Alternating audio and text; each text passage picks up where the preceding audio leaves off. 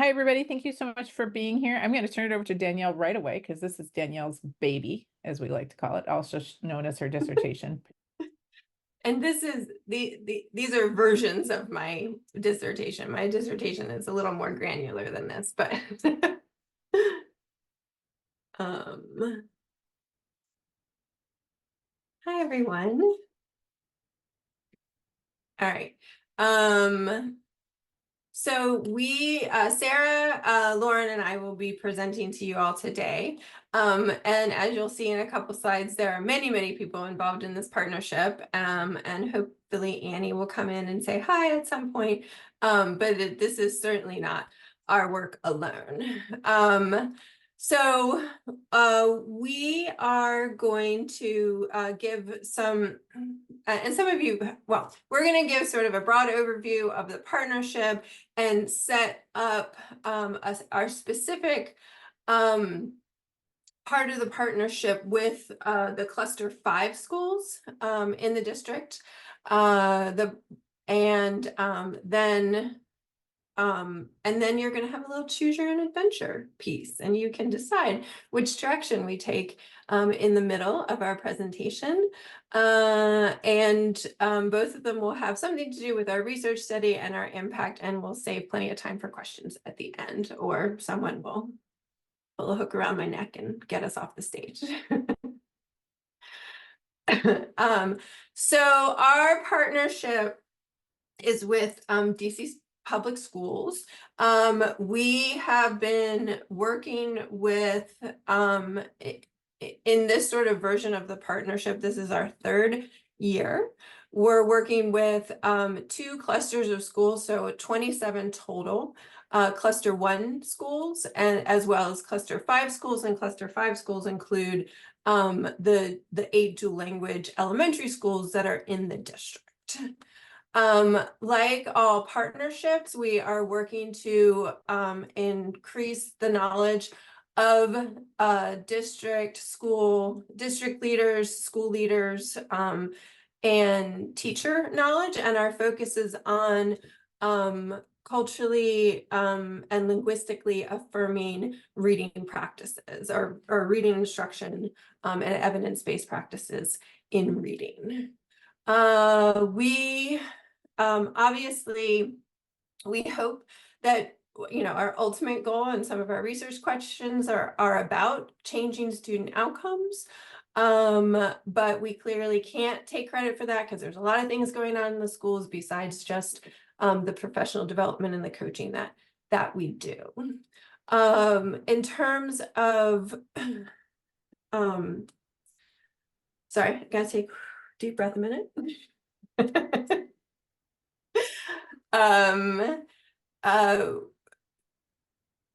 In terms of the university team, we want to make sure that not only are we engaging in co-creating knowledge with the teachers and the leaders in the district, but also that we're bringing back some of that information to our own teacher education programs and engaging with Jody, with Ochezi, with Carolyn, in order to bring back what we're learning. An example of that, which is pretty exciting, is Annie, one of our team members, is teaching a new reading course in the undergraduate program, and so is having the undergraduates go out to those schools and learn some of the things that we've been understanding and building together in the partnership. And then we also want to make sure that we're sharing our knowledge broadly, and so we do that by through the district-wide PD. We also present to the instructional superintendents, and we have district leaders at the district level who we are sharing information and providing impact information about our partnership. We also will be hosting the DCPS annual Learning Early Literacy Institute, which is in June, and so that's a place where all the district leaders come together. They put on the presentation, but it's another place where our work together is highlighted.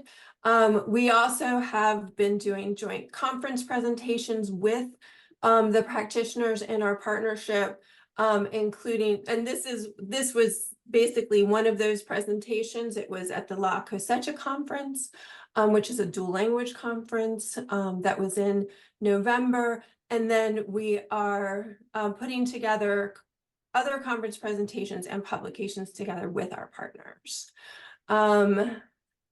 And we also, hope for SOE to be building relationships and understandings about effective partnerships, so we can share that out with all of you. Sarah, did I miss anything broadly? No, you're doing. You want to make sure I say? Okay. Nope, you're doing beautifully. Okay, so this is a fraction of our team, but a lot of members of our team. So on the research side, you can see here we've sort of divided it up in the color coordinated labels, where we have the AU side researchers of me, Sarah, Lauren, and Annie. We have our district team in red, Eric Bethel, who is the instructional superintendent of cluster 5 schools, and then Katerina and Juliet are in the dual language program office. We meet with them weekly and to plan for the sessions that we have monthly professional development sessions with the principals, and we debrief, we plan, we grapple, we, really sort of, yes, every single week, we really try to get a feel for how they're feeling about the partnership. We throw out problems, we talk about our positionalities, we talk about the needs of the principals, all pushing forward our work with the districts. And then the other important piece of the partnership, besides the professional development for the principals, is we have 4 target schools, which we agreed upon together. They're the dual language schools, and we're going to keep talking about the dual language schools in the next couple of slides. And we have a coach. Actually, one school has 2 coaches, but a coach at those 4 partner schools, and you can see the coaches along the bottom. A couple of the names you're going to understand, and we have all of them are bilingual and biliterate, working in the dual language schools. And there's a former principal, there's former teachers, there's a current PhD student, there's 2 new doctors, Francesca and Claire, who are our own. David Murray, a coach for a semester before he went to become he went off to Michigan, and Alejandro is a professor at University of Maryland. So we have coaches who are coming at their work from many different perspectives, supporting the schools as they're implementing the culturally and linguistically affirming practices in reading. Okay, we can go on. So since we're the ones presenting today, we wanted to make sure that we talk a little bit about our positionality. As researchers, we approach this work from different perspectives, just like our coaches do. Sarah's a special educator, Lauren's a dual language educator, and a teacher educator. I am an emerging expert in partnerships. We also are participant researchers and participant observers in this project. Lauren and Sarah deliver the professional development to the school leaders. Lauren is also one of the coaches in one of the target schools. Like I said, we take part in the weekly meetings, and generally we do try to put we have our research role as subordinate to that of our participation as project partners. We also acknowledge that we are cisgender, economically advantaged white women. We all have that give us biases that may result in the enactment of white dominant thinking. We interrogate this positionality with one another, and we remain open when participants point out their own ways of being and epistemological stances in this work. Next slide. So we have been doing this work, like I said, the sort of official partnership in the way that we're working now with Cluster 1 and Cluster 5 schools has been going on for 3 years. And especially given the people in the room, it really did start with those fellowships, the grant that we received in order to give the fellowships to the EDD students in the early literacy program. And from that and the 2 cohorts that we brought in, who were mostly DCPS leaders and teachers, we really have been able to interact and engage with the district in ways that we didn't expect, and have been just so uplifting in many ways. So many of the questions, so many of the connections, I think also part of our credibility has come from the fact that we have this new network, and it's not so new anymore. It started in 2019. This network of leaders across the district who are all committed to making sure that all children read in the district.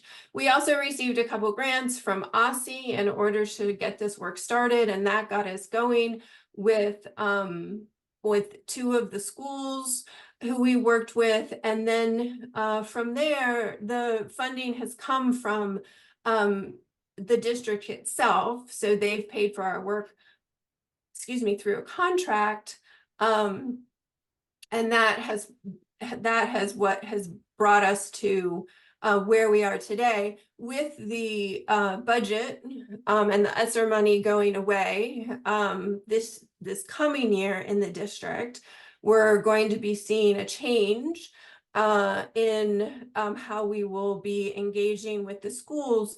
But Cluster 5 is very committed to our work and actually trying to come up with a structure to pull money from each individual schools in order to fund the overall partnership as we've been doing it, which I think is, it's like very uplifting to us, but also shows that they have bought into this work and find that it's important and see that there's still more work to be done. So we entered into this partnership knowing that we would be investigating how the partnership facilitates the implementation of the reading practices. And we entered into it with very intentional commitments that we've presented to our partners and worked with our partners to co-construct. And those include having a focus on disrupting the research practice binary and ensuring an equal participation of the partners in our learning and in sharing of our learning. And we really work to decenter and privilege that the academy is the only knowledge creator.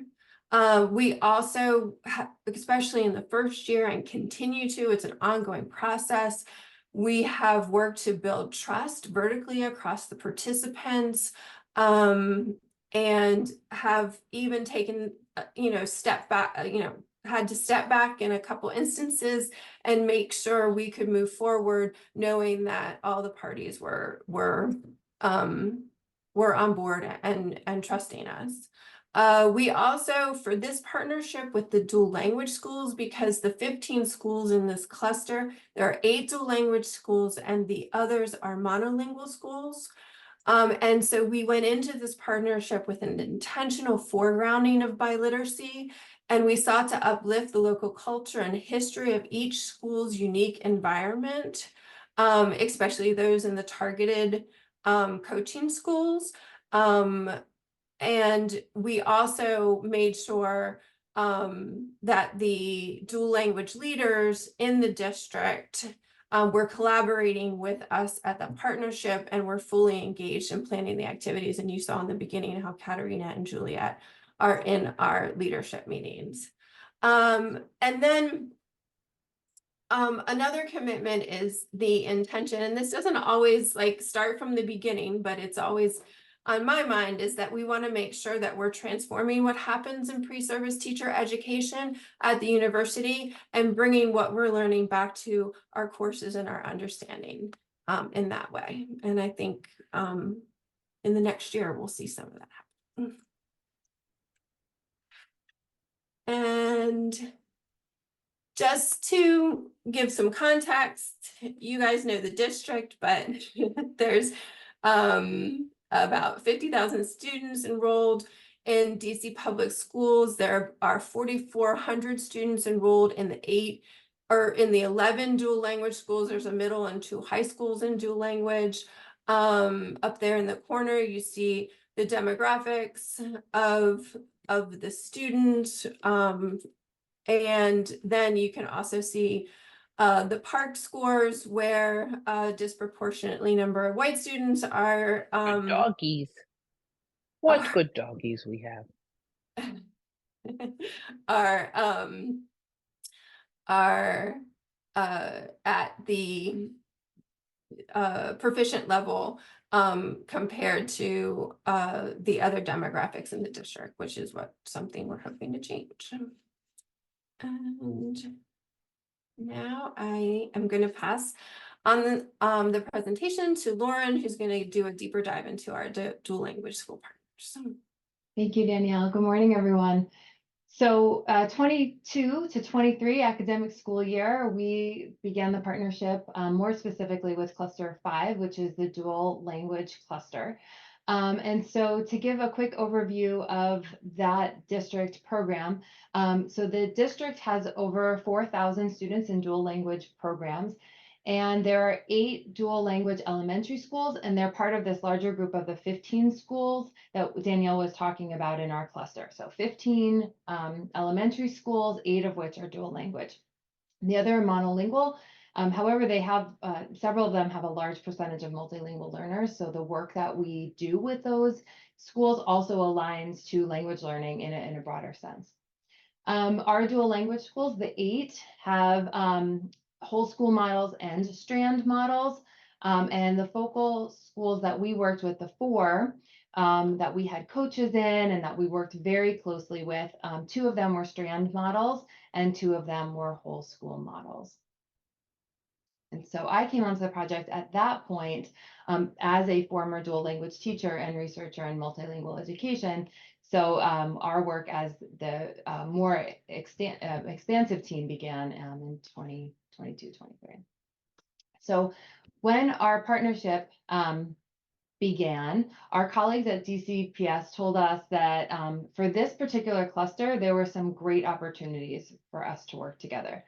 And they were solving for these challenges that they were seeing in the district. So the first challenge that they saw was student outcomes. From the district data, the leaders knew that almost half of their K through 2 students were scoring below benchmark at the beginning of the year on their DIBELS assessments. This meant that there was a need to focus on word recognition skills for them. They also recognized that across their teachers, their leaders, and especially across languages, there was wide variation in the shared knowledge of the staff, particularly in regard to the components and the roles of language comprehension and word recognition and leading to reading comprehension. So they knew that that was an opportunity for us as partners to come together in. Furthermore, the district recognized that practices and goals across the culture and across the cluster lacked congruency with the larger district strategy. And lastly, because the dual language schools exist within a larger monolingual cluster and district, this meant that there was some lack of shared like belonging with those schools. So each of those challenges posed some opportunities for the partnership to address. The first, the district told us that the partnership could help them address a pathway for shared and cohesive learning to center multilingualism. The partnership could also offer experts and leaders, thought partners, all of which were former teachers, who could bring validity to the process and meet teachers where they are to begin the learning. And lastly, we could support and align leaders in the district as we move forward to meet their district goals. So as Danielle said, throughout our monthly sessions, weekly meetings, time in the schools, we recognized that we needed to advance our partnership goals from our original stated commitments. So what we did was the core team of the district leaders and our university partners drafted goals for the partnership. We then took these partnership goals to the principals, to the coaches in the district, to the teachers that were coming to the monthly professional development sessions. And we asked the leaders for suggestions and edit in these partnership goals. So the leadership from the 15 participating schools helped to co-create and further elaborate our shared vision of the work together. So mainly from that work and from those iterations of our partnership goals, we then identified how the partnership would be successful in regard to instructional practice, work with school staff, developing biliteracy at the forefront, and further planning the monitoring of the student progress. And so that's where we were, that's where we are with our work with the district, but we have a question for you in terms of where we go next in sharing our work. So I think Sarah will lead us in our Choose Your Own Adventure. Yeah, so thanks everybody also for being here. So nice to see you all. So we have we can talk more about sort of what we've been finding in terms of like what we're actually doing, if that's a curiosity.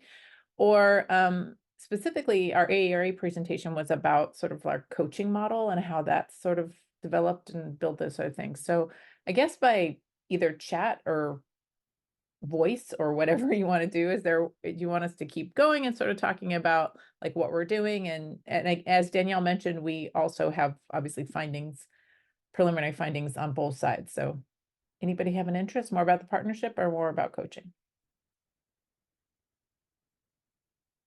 Coaching, Catherine?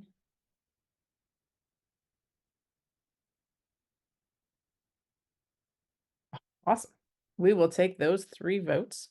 And we're happy to send these slides, but I am going to just, excuse me while I do the ugly jumping out of the share screen here, and I will move to the slide 43 without you having to watch me scroll, which is never pretty. Look at how many people are here, Danielle. Isn't that awesome? SOE. Oh, SOE. All right, Lauren, this is over to you to talk about the research questions relative to coaching. I'll pop it back on again. Okay, so relative to coaching. So we zoomed in on our coaches' work in the school. So again, 4 schools received coaching, 4 of the 8 dual language schools received coaching. And we had all the people that you saw on the screen. So there are probably about, by this point, 6 or 7 of us that went into schools for 10 hours a week. And we worked specifically with the leaders to determine the needs of the school. So under the guidelines of what our dual language objectives were with the district, each school kind of picked and chose what made sense for them in terms of the coaching that they needed for their district-wide goals, but also for the goals specific to their school. And then often it aligned with the goal, with the expertise of the coach. So every school looked a little bit different in terms of what they did, but it all had the centered practice of developing literacy skills with students K through 2. And so we kind of use that as the base, but again, every school kind of went in their own direction. And coaches met weekly to come back, or bi-weekly to come back and talk about what they were noticing and how to best align to the practices of the district and the goals of the district within our partnership objectives.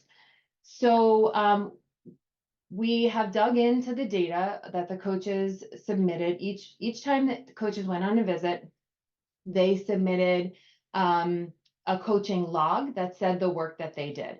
So 144 coaches logs were looked at and coded, and we went through all of these data, which Danielle will get into in just a minute.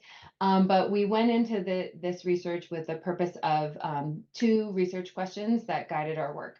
And so we sought to answer the questions in the context of a research practice partnership. What underlying barriers emerged related to the implementation of evidence-based reading instruction for leaders and teachers of multilingual learners? And in what ways do the underlying barriers provide challenges or opportunities for evidence-based reading instruction with multilingual learners? I won't go too deeply in it for the interest of time, but we had some guiding frameworks that centered on the prior literature in these 4 areas that you see on the screen. First, we drew from the research on dual language education theory and best practice. Second, we connect to research on school leaders' ability to foster changes in schools. Third, the prior work on structural barriers and change implementation. And lastly, we centered on the power of research practice partnerships to support schools, leaders, teachers, and schools. And I'll hand to Danielle for the methodology. Thank you. I feel like we're missing a participant slide, but I'll sort of add that in when I'm talking about all of this.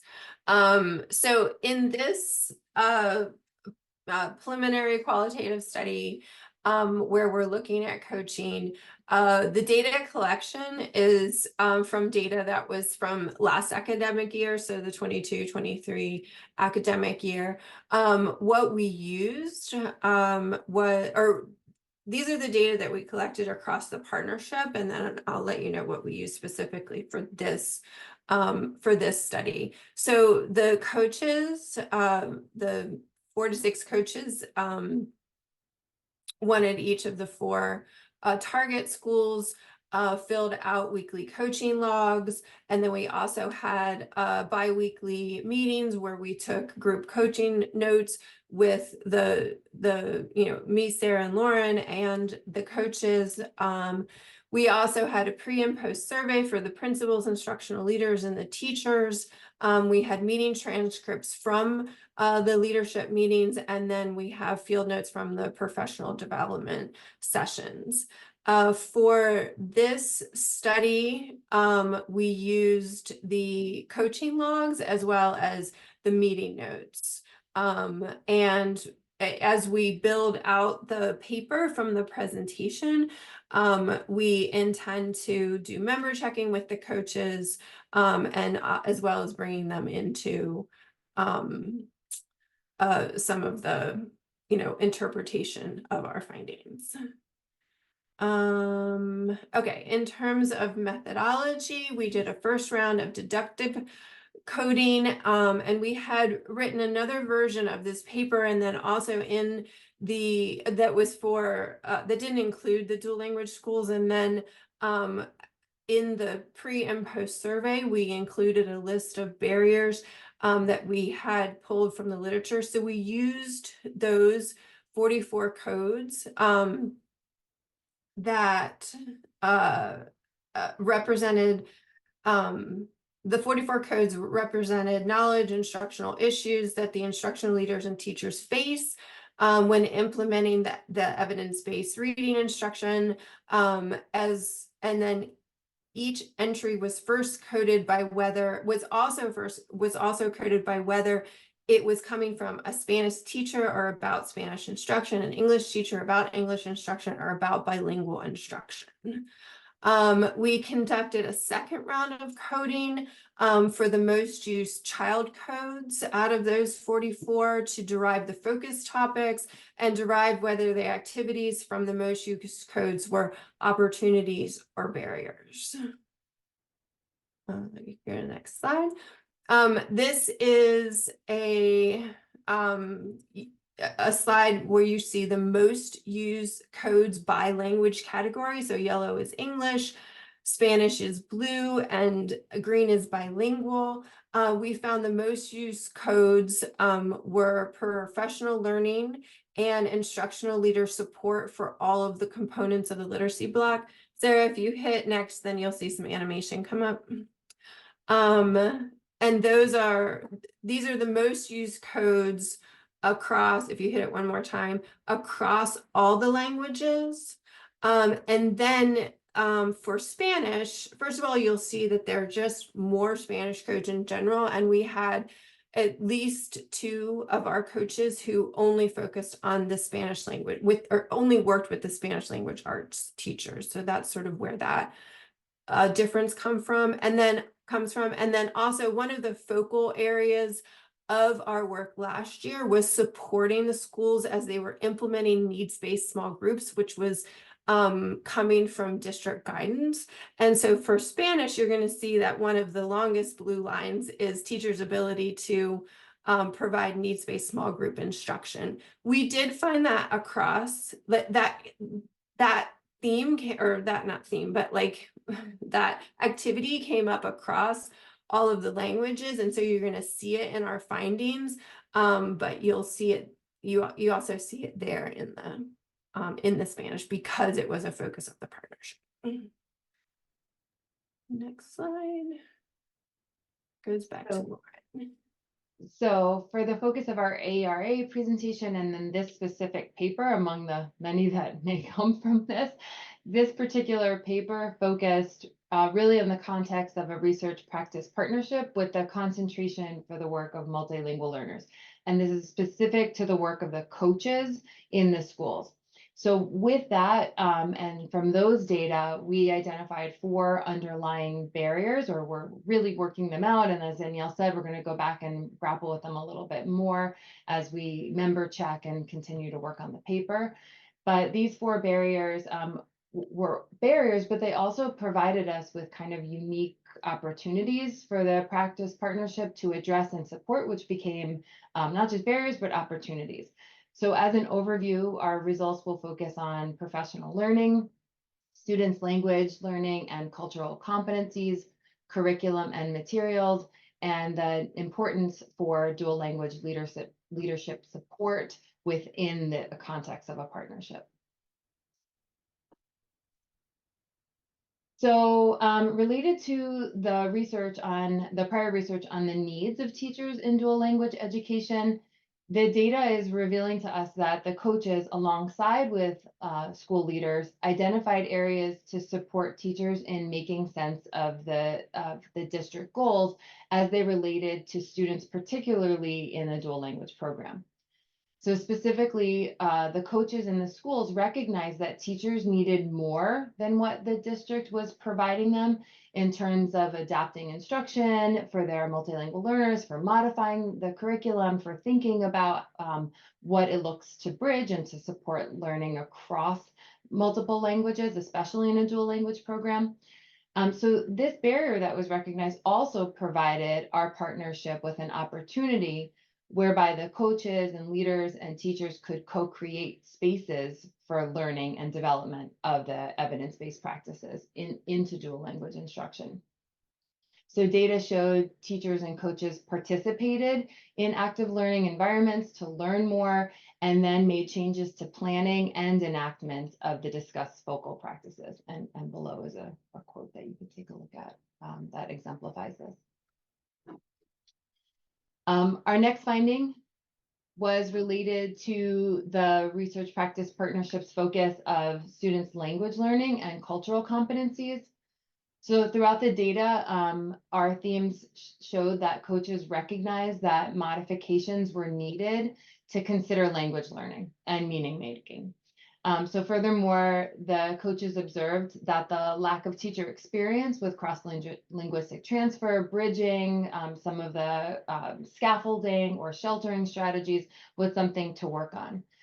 So through this noticing, this barrier allowed our partnership to bring in opportunities to engage in intentional time with teachers to focus on and promote language learning, language identity, developing biliteracy within the goals of the broader context of what the district was moving toward with their objectives and goals.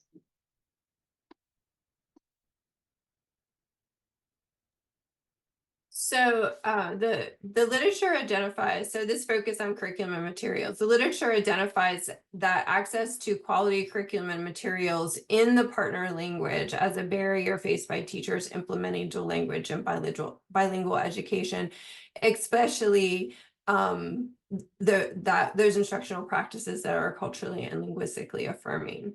An opportunity that was created through the partnership was that one school asked the university coach to create a professional learning community to unpack a new K-2 Spanish curriculum that the district had bought all the dual language schools, but each school hadn't necessarily rolled out that curriculum yet. So the coach modeled adaptations to the curriculum.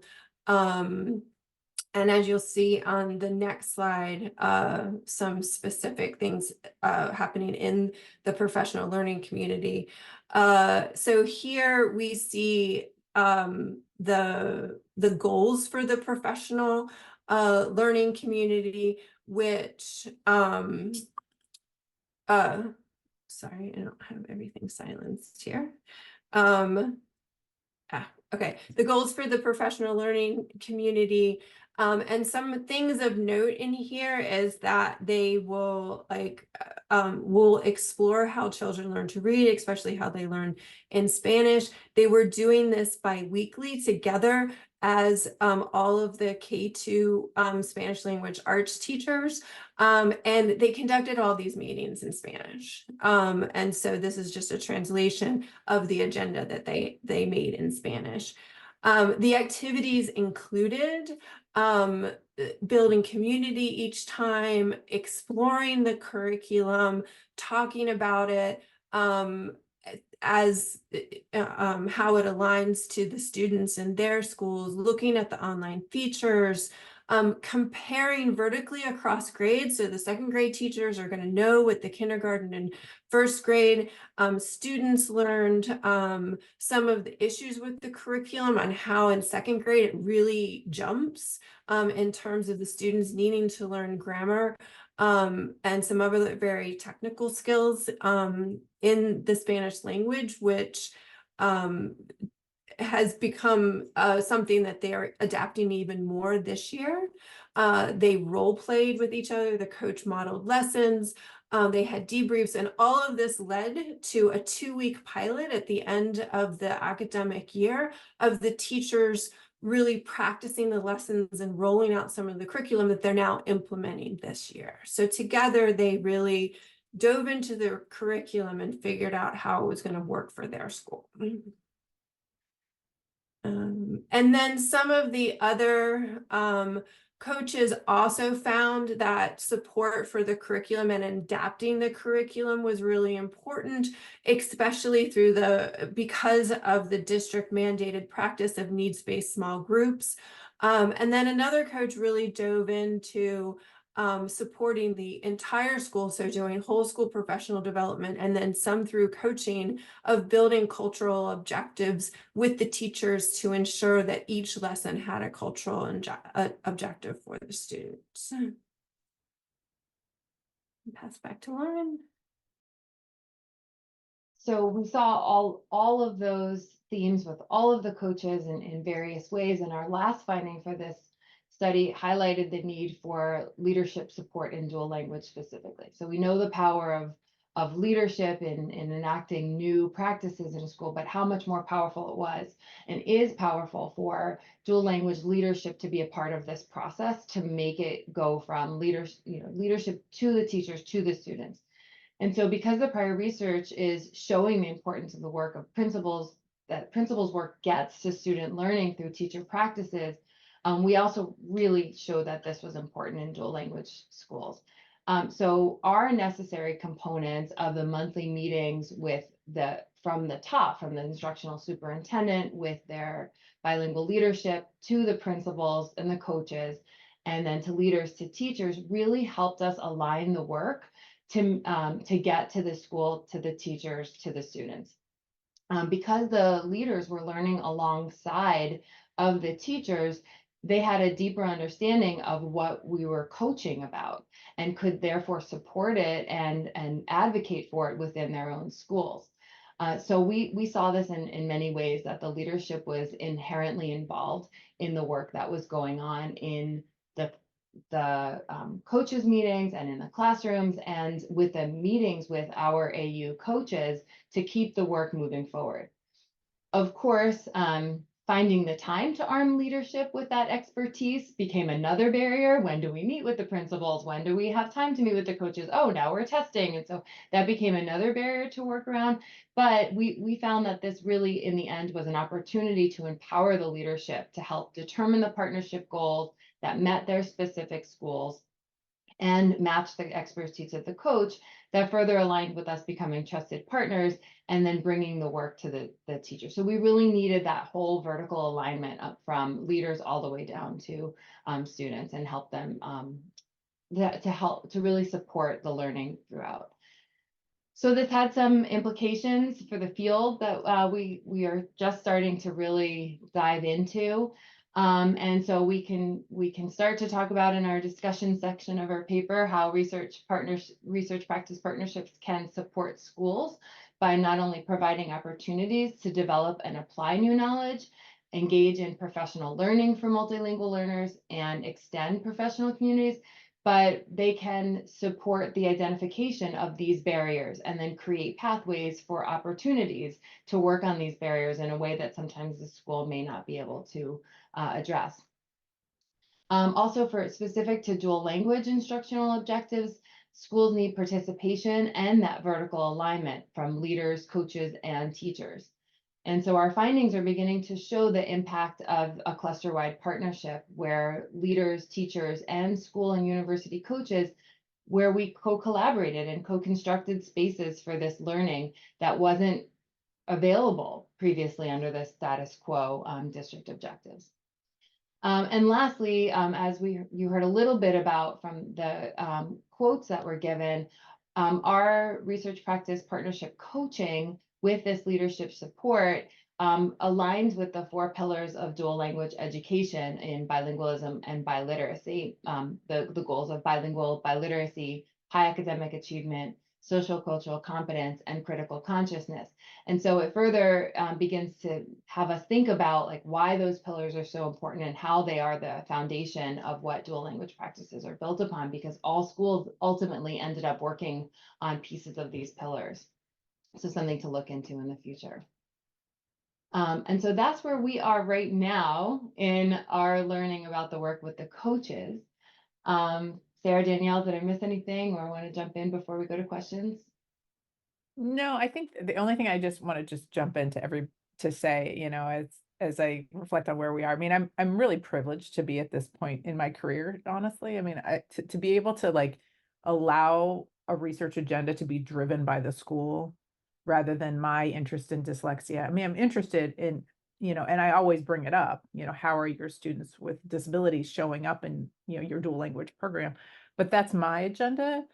And listening to what the school system wants has been really a privilege. So I wanted to just point that out and acknowledge that I hope we can all be in a place to do more of that, to be more responsive to, you know, really, really responsive to what our schools are needing from us. So it's great to be in that place. So I mean, I think there's a lot to be said about. I mean, of course, it's not easy. Those of you who know me well know that I'm not a quantitative researcher. So like all this words and analyzing and codes is just, it's beautiful. I have no idea what Danielle and Lauren are doing. And Annie's doing a little quant crit work on the quantitative side. So it's really neat to see where her research is going. You know, so it's just, again, a privilege to do this work. So love, if you have questions. Oh, the last thing I was going to say just quickly, we really do meet with them weekly, and it's amazing how much they want to co-plan these events. Like, you know, we'll put together a 3-hour workshop, and you guys know, you go and you do 3-hour workshop, you got no, this is like 12 hours of planning with your school partners. It's been awesome. So we've learned a lot. Anyway, I'll stop talking. Questions, thoughts, reactions, love to hear.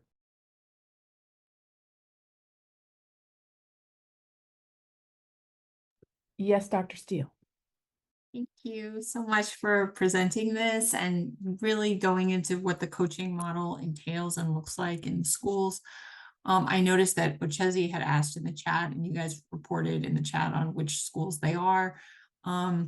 So my question is about, you referred to grammar and grammar being taught in grades 1 and 2, which surprised me, because what I've seen in dual language schools is that it's usage is taught and fluency is encouraged, or without explicit grammar teaching until about grade 5 or 6. So I was curious about grammar. The other piece is phonetic, because these are first and second graders. So I was curious about the practices in the two languages of teaching language sound phonetics, because the phonetics are more intuitive in Spanish. I'm not even sure if there's usually explicit phonetic instruction in Spanish classrooms. Some Spanish teachers have told me it's obvious, we don't teach that. They get it naturally, but which is more consistent with whole language in the US, which is kind of now going out of favor again. So just curious about the grammar instruction and the phonics instruction. I can start with grammar and then pass to you, just because that's like specific to the curriculum. So I observed a meeting with one of the coaches in the school who had created the professional learning community, and was actually presenting to the coaches and to Lauren from Marie Reed about how the Phonetica and Grammatica benchmark curriculum worked. So it was it's a K2 curriculum, but Phonetica and Grammatica also has a K5 curriculum. And in the K2 curriculum, they kind of at second grade, and I'll let Lauren be more specific. At second grade, they push in the grammar, because that curriculum then ends. In the K-5 curriculum, they spread it out more, and they don't have the same push for it in the second grade. So that was sort of where the conversation was coming, and then the teachers were trying to figure out if their kids were ready for that, if that's how they, like, this is the curriculum we have, what do we do with it, and that kind of thing. And I'll let Sarah and Lauren take over for the more technical piece. Yeah, I mean, we teach, so yes, the name of the program is Phonetica and Grammatica. We also teach a lot of syntax, and we try to really focus on the students' ability to do syntactical work is really, really valuable as young as pre-K. And I think there's lots of evidence out there that supports that in both languages. So I think that work is what we're trying to really lean into, is that we don't want it to feel disconnected. And that's your other point, Jennifer, is a lot of, like, our first relationship with these schools is like, well, this science of reading thing, which hurts us when we say the word science reading, but the schools were really much like, oh, we don't need to teach, decoding in these schools, because, it's just natural in Spanish. And the argument about how students learn to learn, we did a lot of that work in the beginning.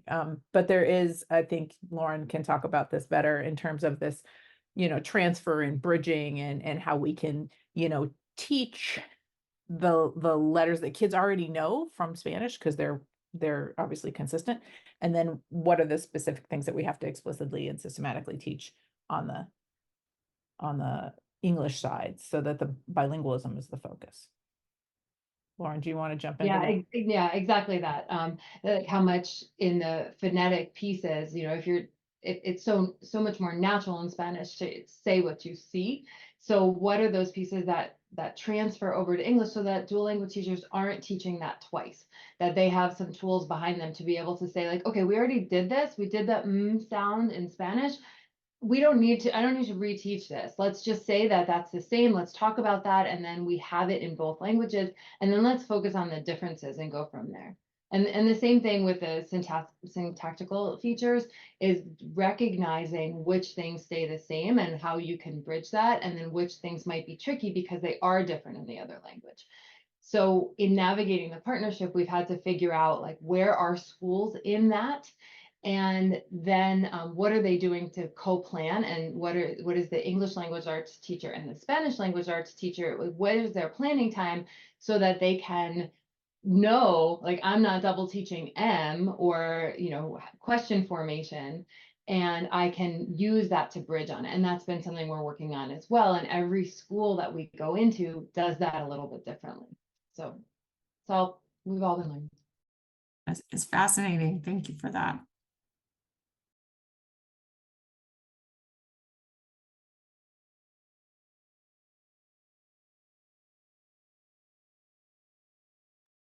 Hi, I had a question. I'm Hannah Park, I'm the education librarian. I'm curious what kind of dual language model these schools adopt. My daughter actually goes to a dual language school as well. In Arlington, it's Squilaki, and it's an 80-20 model where 80% of instruction is in Spanish and then 20% is in English. But then in the early grades, and then they kind of 50-50 in third grade, and then I think it goes to 30-70 in fourth and fifth grade, where English is more dominant. So I was just curious what dual language model is used in these schools. Thanks, Hannah. The Escuela Key was my sister's school when I was a teacher outside of Boston, Massachusetts. And so we gained a lot from their research, and we actually transferred in my home when I was a teacher to an 80-20 model to follow the Key school. So they have a great model over there. With the 4 schools that we work with, like we said earlier, 2 are a strand school, a strand model, which means that they're just a program within a monolingual school, which has its own challenges. But even within that, those 4 schools have different models. So I'm at Marie Reed. Marie Reed is kindergarten. It's an 80-20 model. And then they go 50-50 in first grade all the way up. Tyler, now Chisholm, is an immersion. They're starting a complete immersion. So they don't have as many speakers of Spanish at home, but they will immerse 100%, but without specials. It's probably more like a 90-10 from kindergarten all the way up. And 50-50 is Powell from the beginning. And I think Oyster is also 50-50 from the beginning all the way K through 8. So they're all different. And Hannah, I can send that we went over slide 9 really fast, but yeah, there's 80-20 and one way, two way, and all of the Oh, I pieces. must have missed that. Sorry, I must have missed that. We went really fast on that slide, but I'll send it. I'll share that whole graphic with you. And it's interesting because Shirley Chisholm, I mean, the school that used to be Tyler, like during the time we've been with them, went from a strand program where they were just sort of like it was one of the options, to now they're a whole school model. So it's been fascinating to see this growth, and the leader of dual language, Katerina, has really noticing that there's a huge push to increase the number of dual language schools in DC. So they're planning on opening at least a few more. And what's exciting is they're not all Oyster Adams, and they're not intending to be Oyster Adams. They're really trying to move away from, Oyster Adams has been a dual language school, I think, for 50 years. I mean, the dual language schools are showing up in all the wonderful places where you want them to happen. So Bancroft and across the city, it's exciting.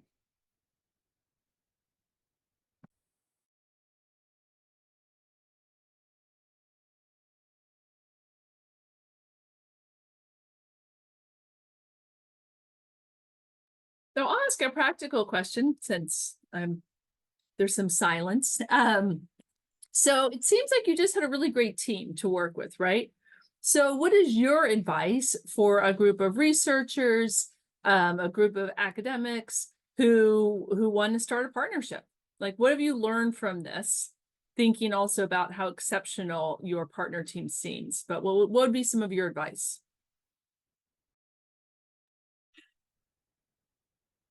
Sarah and I talk about this because, I mean, we all talk about it because our instructional superintendent is fairly exceptional, and he's just willing to show vulnerability, which is exciting. But we have a chapter coming out that has to do with how we're boundary crossing with each other, and how that boundary crossing leads to learning in the partnership. And one of the things that we sort of thought of but haven't thought through was, are there specific dispositions for people to engage in partnerships? So when I write that after my dissertation next year, I'll let you know. But I do think, I think one of the most important things was that we were coming into this with a working on content that the district was also pushing down to the schools. And I say pushing down specifically because there is still, you know, the structure of the district where the district leaders say, we're going to focus on this year, and the instructional superintendents sort of take that on, and then they work with their clusters of schools and get the coaches involved, to then get the teachers involved, who then bring it to the students. So it really is that sort of layering. So one of, I think, the most important things is the fact that we were coming in to support them with something that they're doing. So that to some extent is key to a partnership. You're not adding on, you're not burdening teachers. Now it also comes with some issues. When do we push back on something we might disagree with on the district, in terms of what we're seeing in evidence-based practices? At one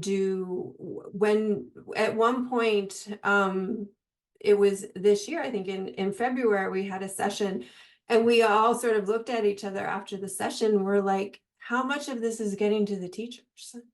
Like, how much is and how do we adjust, and what could we do for next year in order to make sure that is getting more down to the teacher? So I may be getting off your question, but like that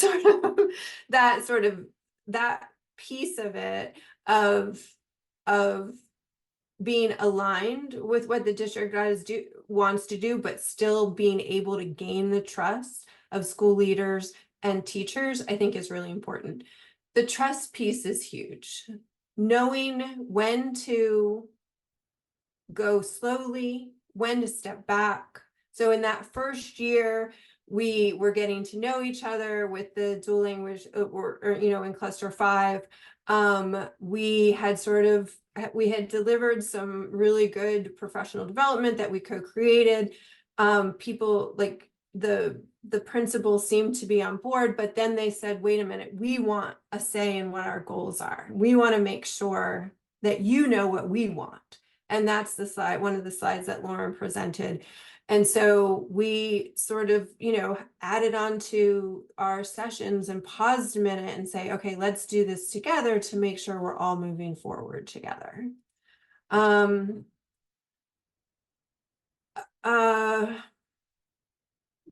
I think the other thing that's important in this one, in this partnership, that we are, so some schools, only 4 of the 15 schools received coaching. So there was definitely some, well, wait a minute, why do they get that kind of thing? And everybody knows about budgets, and you can't do it all and that kind of thing. But I think it is important to not disregard the fact that, you know, if there's some sort of delivery of activities in the partnership that is unequal, then you do have to tread lightly. And we certainly remained open to all of the schools, and the coaches are amazing, generous, incredible people who did extra things at other schools. I told them every session they didn't have to, because we couldn't always pay them. But you fall in love with these schools, and I think that's the other important piece. Like, the coaching piece was really important. We weren't just standing in front of them once a month. We had people in the schools. They knew we were getting to know them. What am I missing? And none of that was organized in a way that was scientific or directly from the literature, but I think it was all apropos to our partnership. But how were the schools chosen to be, how did you choose who got the coaching? Did they volunteer? So we worked together. The instructional superintendent sort of did most of the guiding, and we in that meeting, we sort of sat back and we listened to the district leaders think about who was ready to gain the most from the partnership. And we say that with our teachers too, like the teachers who we coach, like this teacher, like one of the criteria for someone to be coached is a willingness to be coached. And so once they decided on the 4 schools, they then invited them and they had an opportunity to say no. The first 4 schools picked did not say no, but it was kind of an interesting negotiation about school readiness that came from the district leaders. And we would pipe in every so often, but we didn't really have any say in who was chosen. So just looking at the time, that was perfectly timed, Danielle. The lots more to say about all of this. You know where we are. I really appreciate you all coming out today to hear about our work. And I think the only thing I'll say is that, again, you know, back to your question, Elizabeth, you know, I'm really good at hiring. So, but I think that's how I am. Like, look at this room. You know, I think the thing that's been interesting is when you talk about setting up a partnership, you also have to take care of your side. And I think we've struggled. I mean, I don't know if we're counting the number of times we've said grapple. Like, we don't all agree. We don't all agree on the science. We, you know, like we all do. And so I think that was something that was hard for us. Anyway, like I said, we're all here. Thank you so much for coming out. Really appreciate you being here. Thanks, everybody. Thank you. Thank you.